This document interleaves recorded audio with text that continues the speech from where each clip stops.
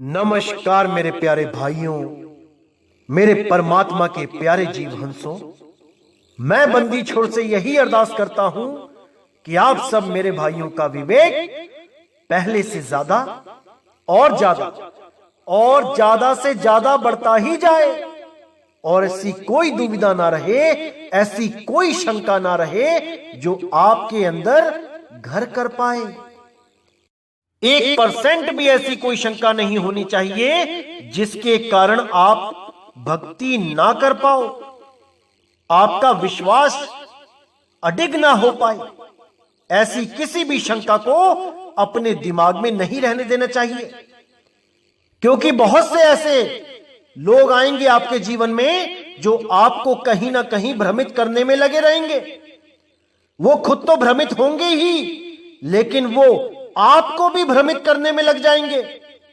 अब ये आपने देखना है कि आपने भ्रमित होना है या नहीं, क्योंकि मेरे भाई इस काल के लोक में किसी पे भरोसा नहीं कर सकते। कौन क्या बता रहा है, कैसे समझा रहा है, कैसे भरमाना चाहता है, किसी पे भरोसा नहीं करना है। अपनी बुद्धि पे, अपने विवेक पे और परमात्मा की वाणी पे भरोसा करना है। वाणी से पहचानिए साधु चोर की हाट, और अंतर की करनी से निकले मुख की बात। अगर चोर और साधु को पहचानना है तो वाणी से पहचानो। क्या वाणियां दिखा के क्या अर्थ करा जा रहा है, कैसे वाणियों को घुमा घुमा के आपको भ्रमित किया जा रहा है, आपने इस पे विचार करना है। बहुत से आएंगे, अभी 2020 के अंत तक बहुत से ऐसे आ जाएंगे जो आपको भरमाने में कोई कसर नहीं छोड़ेंगे। कोई कहेगा नाक पे ध्यान लगाने से परमात्मा मिलता है, कोई कहेगा नाभि पे ध्यान लगाओ, कोई कहेगा श्वासों पे ध्यान लगाने से परमात्मा मिलता है। हजारों प्रमाण दिखा देगा श्वासों के, जहां पे श्वासों को ही सार बोल के संतों ने बयान किया है। ऐसी ऐसी वाणियां दिखाएगा। कई लोग आपको कहेंगे कि दिल में परमात्मा रहता है, हृदय में परमात्मा रहता है। हजारों वाणियां दिखाने लग जाएंगे। देखो, हर संत ने हृदय में परमात्मा बोला है। अरे नहीं भाई, जब हृदय नहीं था, जब शरीर नहीं था, जब कोई आदमी नहीं था, कोई संसार नहीं था, तब परमात्मा कहां था? क्या तुम्हारा शरीर बनने के बाद तुम्हारा दिल बना तो परमात्मा अपने स्थान से हटके तुम्हारे दिल में आके बैठ गया? परमात्मा अडोल है, अडोल। वो आता जाता नहीं है, वो किसी के दिल में नहीं बैठा है। कबीर साहब अपने हर सत्संग में बताते हैं कि हृदय चक्र में कौन बैठा है, हृदय कमल में किसका स्थान है, सब बताया गया है। अगर फिर भी कोई नहीं समझ पाता है और अपने आप को सही सिद्ध करने के लिए कबीर साहब को झूठा करने की कोशिश करता है, उस आदमी का मुख तक नहीं देखना चाहिए। उसका सत्संग सुनना तो बहुत दूर की बात है, उसका तो मुंह भी नहीं देखना चाहिए। जो कबीर साहब की वाणियों को झूठा सिद्ध करके अपने आप को गुरु सिद्ध करना चाहता है, ऐसे लोगों से दूरी बना के रखनी चाहिए। ये लोग कोरोना से भी ज्यादा खतरनाक हैं। कोरोना तो केवल एक शरीर खत्म करेगा, एक बार मारेगा। ऐसे लोगों की वजह से 84 में जाके लाखों करोड़ों बार मरना पड़ेगा। ऐसे लोगों से हमेशा दूरी बनाए रखना है और परमात्मा की वाणी पे विचार करना है। क्या कहते हैं हमारे बंदी छोड़ सतगुरु कबीर साहब? आज सारे भरम तोड़ दिए जाएंगे उन लोगों के जो परमात्मा को हृदय में बोलते हैं कि हृदय में आके बैठ गया परमात्मा। आज का सत्संग पूरा विवेक लगा के सुनना मेरे भाइयों। जितने भी लोगों को भ्रमित किया जा रहा है कि परमात्मा हृदय में है, आज कान खोल के सुन लेना कि हृदय होता क्या है। हृदय कोई केवल दिल को ही नहीं कहते कि वो हृदय है। हृदय भाव होता है, केवल शब्द नहीं होता कि जिसका केवल एक अर्थ हो कि हृदय का अर्थ होता है दिल। आज आपको बताया जाएगा कि संतों के भाव क्या थे। जहां पर भी उन्होंने बोला कि परमात्मा हृदय में रहता है, हृदय में बसाओ उसको, उस शब्द के पीछे भाव क्या थे, आज वो बताया जाएगा। क्योंकि ये जितने भी अज्ञानी हैं, ये केवल शब्दों को पढ़ सकते हैं, उनके भावों को नहीं समझ सकते। और जो भावों को नहीं समझ पाता, वो सदा सदा अज्ञान में रहता है, वो पोथियां ही पढ़ता रहता है। जिसके लिए साहिब ने कहा, पोथी पर जग मुआ, पंडित भयो न कोए, एक अक्षर प्रेम का, वो पढ़े सो पंडित होए। एक अक्षर की बात है मेरे भाइयों, एक अक्षर की, और वही आदि अक्षर है। इसीलिए साहिब ने बोला, नहीं कबीर नहीं धर्मदासा, अक्षर एक सब घट ही निवासा, वाही सो सतपुरुष कहिए, आदि अंत अक्षर गही रहिए। उस एक अक्षर को जानना है, ना कि हृदय कमल में जाके वास करना है। अरे इन कमलों से तो शरीर बनता है, और परमात्मा शरीरों से परे है। इन कमलों से तो जूने बनती हैं, और परमात्मा अजूनी है, जूनों से सर्वथा परे है। जब ये जूने भी नहीं बनी थी, तब परमात्मा कहां था, उसका विचार करना है। ऐसा नहीं है कि आज जूने बनी है तो परमात्मा अपना स्थान छोड़ के जूनों में आके बस गया। अरे ये जीव है, जीव जो जूनों को चला रहा है, जिसकी वजह से शरीर चल रहा है। ये जीव अविनाशी है, लेकिन मुक्त नहीं है। बहुबंधन में बांधिया एक बेचारा जीव, केवल छूटे आपने जे न छड़ाए पी। इसी जीव के लिए कबीर साहब ने बोला, जीव सोई जो जुग जुग जीवे, उत्पत परलय माही, देह धरे भर में 84, निर्भय कबहू नाही। वो कभी निर्भय नहीं हो सकता जब तक वो विदेही अवस्था को प्राप्त ना कर ले। जब तक ये देही में जीव भरम रहा है, ये निर्भय कभी हो ही नहीं सकता। इसीलिए साहिब ने बोला, ध्यान विदे और नाम विदेहा, 2 लख पावे तो मिटे संदेहा। जब तक तुम्हें ऐसा गुरु नहीं मिल गया जो पहले तो तुम्हारा ध्यान इन हृदय चक्कर से, नाभि चक्कर से, गुदा चक्कर से हटा के उस विदेही अवस्था में लगाए, उस विदेही स्थान पे लगाए जो देह से परे है। ध्यान विदे और नाम विदेहा, उसके बाद नाम विदे का बोध करवाए, ज्ञान करवाए। 2 लख पावे तो मिटे संदेहा। जब दोनों का ज्ञान हो जाता है तो सारे संदेह खत्म हो जाते हैं। ये कबीर साहब की वाणियों को भी मिथ्या करने में लग गए। इनके जैसा घोर कलयुगी कोई नहीं है। ये सब काल के दूत हैं जो कबीर साहब की वाणी को भी मिथ्या करने में लगे हैं, केवल अपने आप को ज्ञानी सिद्ध करने के चक्कर में। इन लोगों को यह नहीं पता कि जब प्राण पखेरु उड़ेंगे और वो काल निरंजन का विराट स्वरूप जब आंखों के सामने आएगा, तब ना रोते बनेगा ना हंसते बनेगा। ये ज्ञान ध्यान सब धरे का धरा रह जाएगा। उस समय पता लगेगा कि क्या है कबीर साहब का मूल ज्ञान। आज तो खूब विरोध करने में लगे हैं, लेकिन उस समय कोई सहाय नहीं होगा। तो मेरे भाइयों, ऐसे लोगों के चक्कर में नहीं पड़ना है। आज के सत्संग को पूरे विवेक से सुनो कि क्या है हृदय, जिसके लिए कबीर साहब ने बोला, ज्यों ही सतनाम हृदय धरिया, भयो पाप का नाश, जैसे चिंगारी अगन की पड़ी पुरानी घास। क्या है वो हृदय, आज उसके बारे में पूरा खुल के डिस्कस करेंगे। तो देखिए मेरे भाइयों, जब आप हृदय का अर्थ देखेंगे, आप डिक्शनरी में देखेंगे या गूगल पे भी सर्च कर सकते हैं, तो आप देखेंगे कि वहां पे 5-6 हृदय के जो अर्थ हैं वो बताए गए हैं। तो देखिए, सबसे पहले हृदय के बारे में बताया गया 1 नंबर पे कि वक्ष के अंदर बाईं ओर स्थित मांस का रक्त कोश या दिल। कि हमारी छाती के बाईं ओर में जो स्थित है मांस का लोथड़ा है, जिसके अंदर जो खून को पंप करने की क्रिया होती है, उसको दिल कहते हैं, उसको हृदय कहते हैं। अब जब आप हृदय बोलते हो तो सबसे पहले यही दिमाग में आता है कि यह दिल बोला गया है, यह हृदय दिल के बारे में बोला गया है। एक आम आदमी जब दिल बोलता है तो समझ में आता है, लेकिन जब एक संत हृदय बोलता है, जब एक संत दिल बोलता है, तो वो ये मांस का लोथड़ा नहीं होता।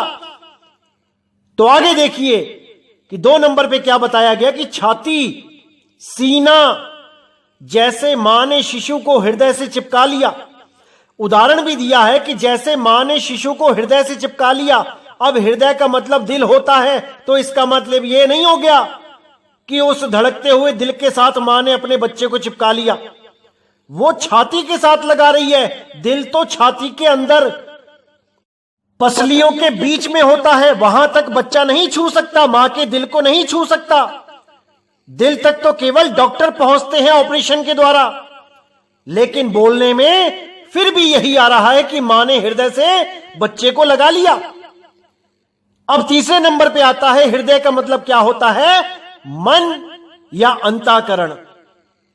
अब अगर कोई ये कहने लग जाए कि परमात्मा तो मन में रहता है, परमात्मा अंतःकरण में रहता है, तो उससे बड़ा कोई मूर्ख नहीं है, क्योंकि उसने केवल अपनी बुद्धि लगाई है परमात्मा को पाने में, परमात्मा को ढूंढने में, केवल एक हृदय शब्द को पढ़कर ग्रंथों में। अब देखिए चौथे नंबर पे क्या आता है, हृदय को ही आत्मा कहते हैं। आत्मा अजर अमर अविनाशी है। मन और अंतःकरण ये अविनाशी नहीं है। मन भी मरता है, अंतःकरण भी समाप्त हो जाता है। साहिब ने बोला, मन को मार गगन चढ़ जाई, मान सरोवर पैठ नहाई। तो मन का तो खात्मा हो गया। तो अब आत्मा जहां बोला गया है, तो आत्मा के बारे में क्या बोला है कि आत्मा अजर अमर अविनाशी है। अब 5वें नंबर पे आप देखेंगे तो लिखा है भीतरी रहस्य। भीतरी रहस्य का मतलब होता है गुप्त भेद, भीतर की बात, अंदर की बात। जैसे कहते भैया मुझे अंदर की बात बता, क्या मैटर है ये, तो अंदर की बात का मतलब है भीतरी रहस्य। और ये जो अंदर की बात होती है, जो भीतरी रहस्य होता है, ये इन काल दूतों के हाथ नहीं लगता। ये केवल संत महात्मा ही जान पाते हैं परमात्मा के द्वारा। परमात्मा ही आकर गुप्त भेद बताता है। वो भीतरी रहस्य, गुप्त भेद परमात्मा ही बताता है, और वही भेदी सतगुरु कहलाता है। इसीलिए साहिब ने बोला, वस्तु कहीं ढूंढे कहीं, कैसे लागे हाथ, गुप्त वस्तु तब मिले जब भेदी लीजे साथ। जब भेदी गुरु मिलता है तब वो गुप्त वस्तु मिलती है, अन्यथा हृदय को लिखा देख के सब हृदय में ही घुस जाएंगे, सब हृदय में ही ढूंढने लगेंगे, क्योंकि उनके पास गुप्त भेद नहीं है, क्योंकि वो ध्यान विदे और नाम विदे के गुप्त भेद को नहीं जान पाते। अब आगे 6 नंबर पे लिखा है अत्यंत प्यारा व्यक्ति। यह भी यूज होता है जब हम कहते हैं हृदय। जैसे हम कहते तू तो मेरा दिल है, दिल मेरा बेटा तो मेरा हृदय है, यानी मैं उसके बिना नहीं जी सकता। जैसे हृदय के बिना शरीर में खून का दौरा नहीं हो सकता, उसी प्रकार तेरे बिना मेरा जीवन चल नहीं सकता। इसलिए हम किसी को भी अपना दिल, अपनी जान, अपना हृदय बोल देते हैं कि तू तो मेरी जान है भाई। तो इसका मतलब वो नहीं कि वो मेरी जान ही है कि उसको गोली मार दो तो मैं भी मर जाऊंगा। ऐसी मूर्खता से बाहर आ जाओ और भेदी गुरु के चरण में शीश नवाओ, उनसे भेद प्राप्त करो। अभी तो केवल ध्यान विदेही ही बताया गया है। जितने भी लोग आए हैं हमारे पंथ में, अभी नाम विदेही की दया तो चंद मुट्ठी भर लोगों को ही हुई है। अभी तक केवल 5 या 6 लोगों को ही उस नाम विदेही की दया हुई है। और जब सबको नाम विदेही की दया हो जाएगी तो भ्रमित करने वाला कोई भी काल का दूत अपना जोर नहीं लगा पाएगा, क्योंकि एक बार अगर नाम विदेही की दया हो गई फिर सारे भ्रम अपने आप खत्म हो जाते हैं, कोई भरमा नहीं सकता।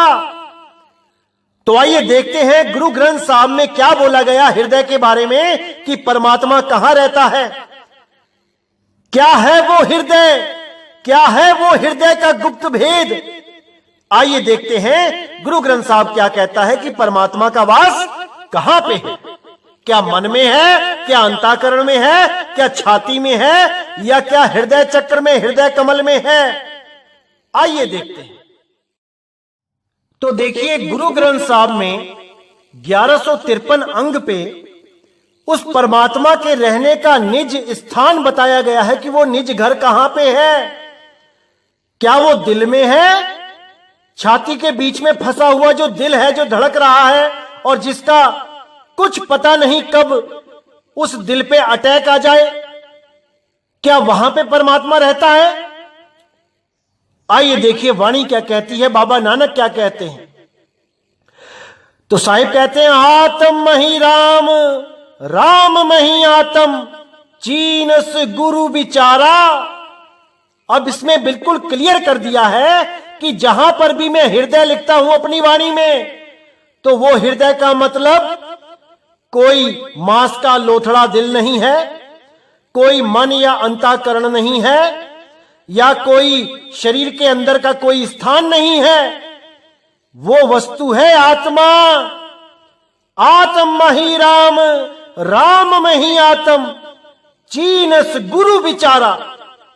कि गुरु की वाणी पे विचार करो, तब आपको समझ में आएगा कि वो आत्म में राम कैसे है।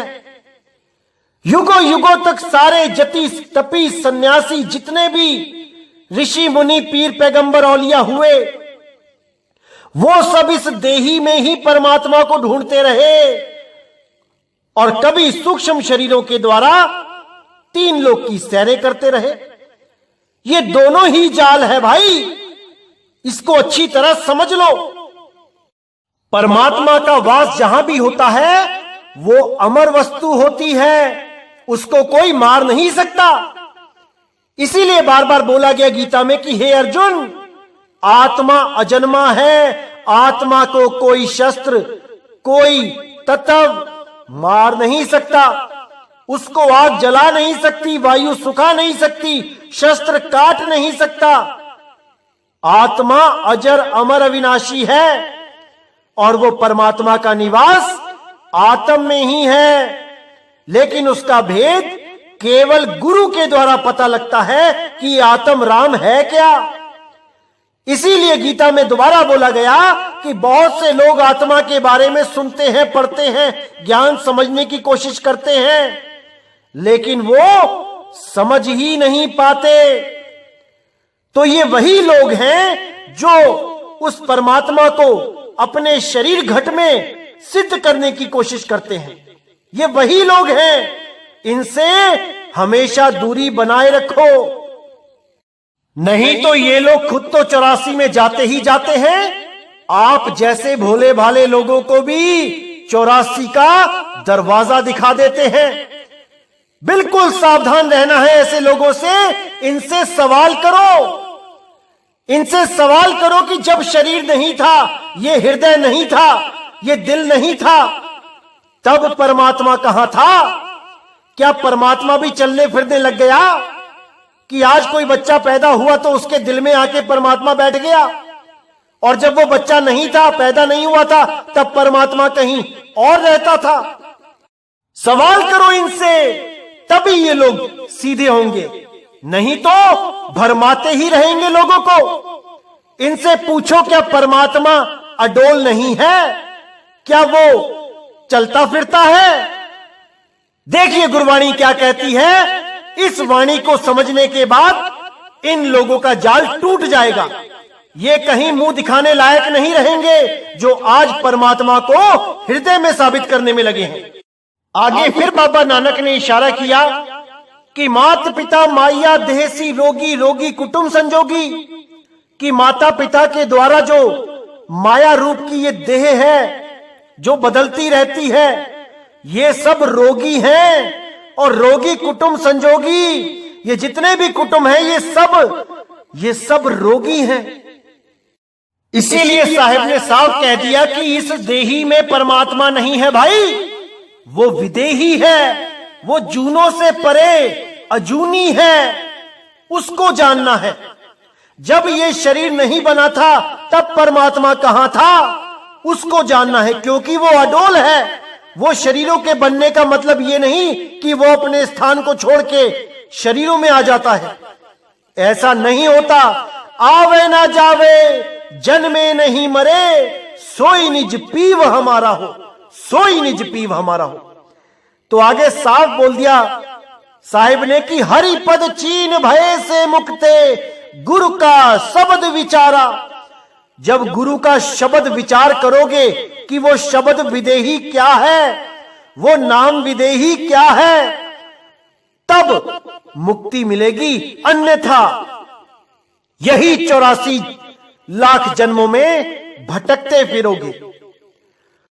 इसीलिए साहिब ने आगे साफ कह दिया कि नाम विसारी चल ही अनमार्ग, अंत काल पछताही।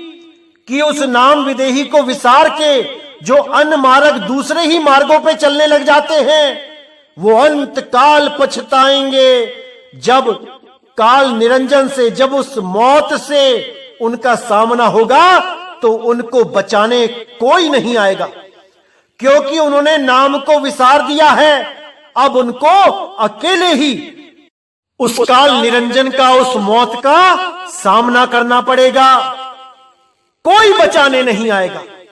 क्योंकि साहिब ने साफ बोला है केवल वही बचेगा जिसने सतनाम को याद किया। सत्य नाम पाए सो वीरा, संग रहूं मैं दास कबीरा। जिसको सतनाम मिल जाता है उसके साथ सतगुरु बंदी छोड़ शब्द रूप में सदा सदा अंग संग होते हैं। जैसे ही अंत समय आता है, चुंबक की तरह वो अपने जीव को इस देह के बंधनों से खींच लेते हैं। जिसके लिए साहिब ने बोला लोह चुंबक की प्रीत ज्यों लोह को लेती उठाए, ऐसा शब्द कबीर का काल से लेत छुड़ाए। जिसके लिए धर्मदास जी ने भी बोला मेरे सतगुरु पकड़ी बाह, नहीं तो मैं बह जाता, इन 9 द्वारों से बह जाता, या 10वें द्वार को फोड़ के निकल जाता योगियों की तरह ऊपर के ब्रह्मांडों की सैर करने के लिए। लेकिन अडोल कभी नहीं हो पाता, क्योंकि अडोल नाम का भेद ही नहीं था। जब अडोल नाम का भेद मिलता है तब ना तो हम नीचे होते हैं और ना ही हम ऊपर जाते हैं, ना अर्ध ना ऊर्ध्व। इस अर्ध और ऊर्ध्व के बारे में मैं आगे सत्संग करूंगा, अभी इसका समय नहीं आया है बताने का, लेकिन सारे राज खोल दिए जाएंगे 2020 में। एक भी काल का दूत भ्रमित नहीं कर पाएगा किसी को परमात्मा के नाम पे। ये इस दास का वादा है आपसे।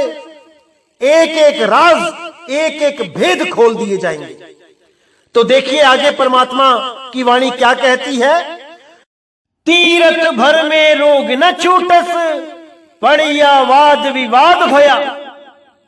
यानी तीर्थों में जाने से भी ये रोग नहीं छूटेगा, ये जो जन्म मरण का रोग लग गया है, और पढ़ पढ़ के वाद विवाद करके भी वो परमात्मा नहीं मिलेगा। दुविधा रोग सुअधिक वडेरा, माया का मोहताज भया। ये जो दुविधा रोग लगा है, संशय लगा है, जैसे आज आप लोग इस सत्संग को सुन रहे हैं, हर चीज क्लियर होती जाती है, लेकिन एक काल का दूत आता है और आपके मन में दुविधा पैदा कर देता है, संशय डाल देता है। यही काल का जाल है भाई, इसी से परे होना है। इसीलिए मैं हर सत्संग से पहले अरदास करता हूं कि कोई दुविधा आपके मन में ना रहे। तो यही नानक साहब भी अरदास कर रहे हैं कि दुविधा रोग सुअधिक वडेरा, माया का मोहताज भया। जो भी दुविधा में पड़ जाते हैं वो माया के मोहताज हो जाते हैं। वो काल के जाल से कभी नहीं छूट सकते। तो इसीलिए दुविधा से दूर रहना है। जो आपको समझाया जा रहा है उस पे पूरा विचार करना है, विवेक लगाना है। किसी के कहे नहीं चलना है भाई, अपने विवेक से काम लेना है। अगर कोई कुएं में छलांग मारने जा रहा है तो उसके साथ हमने थोड़ी नहीं कुएं में छलांग मारनी है, हमने पूरा विचार करना है। क्योंकि अगर विचार नहीं करोगे तो वो परमात्मा नहीं मिलेगा। विचार करके हमने सत्य सत्य का निर्णय करना है और जो भी सत्य है उस पे अडिग होके चलना है, तब बात बनेगी मेरे भाई। तो देखिए अडोल परमात्मा के लिए गुरबाणी क्या कहती है। ये उन लोगों के लिए एक बहुत बड़ा सबक है जो कहते हैं कि परमात्मा हृदय में आके बैठ गया। ये उन लोगों के लिए बहुत बड़ा सबक है। लेकिन अगर काल ने ही आंखें बंद कर दी है, उनकी पट्टी बांध दी है, फिर तो उनका रब राखा है। अन्यथा उनको विचार करना चाहिए कि गुरबाणी क्या कह रही है। आइए देख। तो देखिए अंग नंबर 87 पे बिल्कुल क्लियर लिखा है गुरु ग्रंथ साहिब में कि आत्मा डोल न डोलई गुर के पाई सुपाई। बिल्कुल क्लियर कर दिया कि आत्मा अडोल है, वो हिलती डुलती नहीं है, वो आती जाती नहीं है। इसको बिल्कुल अच्छी तरह समझ जाओ। क्योंकि जब माता पिता का विवाह नहीं हुआ, जब बच्चा पैदा नहीं हुआ, तब वो कहां था जिसको आज ये हृदय में साबित करने में लग गए। इनसे जवाब मांगो मेरे भाइयों, तभी इनके लगाम लगेगी। अन्यथा ये ऐसे ही और लोगों को भी भरमाते रहेंगे और खुद तो 84 में जाएंगे ही, आप लोगों को भी 84 के चक्कर कटवाते रहेंगे। इसीलिए मैं कहता हूं केवल शब्दों पे नहीं जाना चाहिए, उसके भावों को पकड़ना चाहिए। अब इन्होंने हृदय देख लिया तो ये सब हृदय के चक्कर में पड़ गए। अरे गुरबाणी तो ये भी कहती है अंजन माह निरंजन रहिए जोग जुगति पाइए। यानी अंजन यानी आंख और निरंजन यानी माया से निर्लेप, कि वो माया से निर्लेप निरंजन हमारी आंखों में बसता है। तो अब उसको कई लोग आंखों में ढूंढने लग जाएंगे, जिसको चांचरी मुद्रा बोला गया है। तो भाई शब्दों को केवल पढ़ा नहीं जाता, उसके भावों को समझा जाता है, तब कोई ज्ञानी कहलाता है। अगर ये ग्रंथ पोथियां पढ़ पढ़ के लोग ज्ञानी हो गए होते, अब तक पता नहीं कितने सतगुरु हो गए होते दुनिया में। ऐसे ही नहीं बोला गया कि एक समय पे कोई एक सतगुरु ही होता है। ऐसे ही नहीं बोल दिया गया है कि करोड़ों में कोई एक भेदी सतगुरु होता है जिसको पूर्ण ज्ञान होता है। ऐसे ही नहीं बोल दिया संतों ने। तो इसको समझना पड़ेगा। ऐसे ही किसी के पीछे नहीं लग लिया जाता, हर चीज को तोला जाता है, सत्य की तराजू में तोला जाता है। तो मेरे भाइयों पूरा विचार करना है, पूरा विवेक लगाना है, ऐसे ही किसी के पीछे नहीं चल पड़ना। आपको परमात्मा ने बुद्धि दी है, आपको दिव्य विवेक दिया है, उसको लगाओ काम पे। अपने मालिक स्वयं बनो, अपने फैसले स्वयं लेना सीखो, आत्मविश्वास के साथ लेना सीखो, तभी टिक के भक्ति कर पाओगे भाई। वरना बिन पेंदे के लोटे की तरह कभी इधर कभी उधर कभी उधर, और ऐसे ही अपना अनमोल जन्म बर्बाद कर लोगे। तो पूरी वाणी को समझो, पूरी गहराई में जाओ, एक एक पहलू को समझना सीखो, सत्य सत्य का निर्णय करना सीखो, तभी मेरे भाई बात बनेगी। अन्यथा 84 तो तैयार ही है।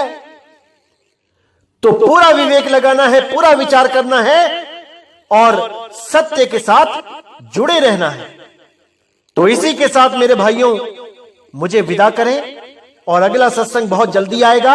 जिससे सारे भरम आपके जड़ से उखाड़ दिए जाएंगे और सारे राज 2020 में खोल दिए जाएंगे। सारे विश्व में एक झंडा होगा, एक नाम होगा, एक परमात्मा शब्द गुरु होगा। ये जितनी जात पात, ये जितने अक्षरों की लड़ाई, भाषाओं की लड़ाई, ये सब खत्म हो जाएगी। केवल एक शब्द गुरु होगा और वो सबका होगा, रब्बुल आलमीन होगा। सारे आलम का एक रब होगा, सारे जगत का एक ईश होगा, वही जगदीश होगा। इसीलिए वाणी में बोला गया था, जब आएगा बीसम बीसा, ना रहेगा ईसा, ना रहेगा मूसा, राज करेगा जगदीशा। वो जगदीश ही सारे ब्रह्मांड पे राज करेगा, उसी का नाम चलेगा। तो भाइयों, इसी के साथ मुझे विदा करें। जय गुरु बंदी छोड़ विराग साहिब, जय गुरु बंदी छोड़ साधु शरण साहिब, जय गुरु बंदी छोड़ बाबा मदन साहिब, बाबा नानक साहिब, बाबा अंगद देव, बाबा गरीबदास जी, बाबा पलटू साहिब, बाबा भीकादास, बाबा दादू साहिब जी, मेरे सभी संत। जय जय सतगुरु बंदी छोड़ सतगुरु सत्य कबीर साहिब की सदा ही जय हो, सदा ही जय हो। मेरे मालिक की साहिब बंदगी सत ना।